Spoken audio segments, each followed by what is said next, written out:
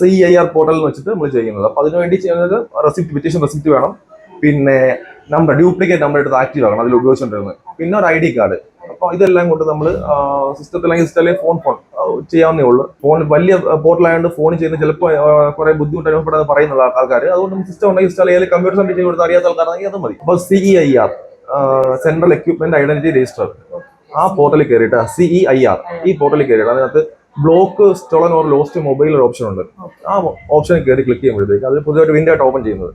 അതിൽ ഈ ചോദിക്കുന്ന ഡീറ്റെയിൽസ് IMEI രണ്ടും ചോദിക്കും, അതിലുണ്ടായിരുന്ന നഷ്ടപ്പെട്ടു പോയ ഫോണിലുണ്ടായിരുന്ന ഫോൺ നമ്പർ രണ്ടും ചോദിക്കും, പിന്നെ ഏത് മൊബൈലിന്റെ ഏത് ബ്രാൻഡാണ്, ഏത് മോഡലാണ് അത് കൊടുക്കുക. പർച്ചേസ് ഇൻവോയ്സ് ചോദിക്കുന്നുണ്ട്, പക്ഷെ അത് മാൻഡേറ്ററി അല്ല, അത് ഓൺലൈൻ കൊടുത്താൽ ഇല്ലെങ്കിൽ ഇത് മാൻഡേറ്ററി അല്ല.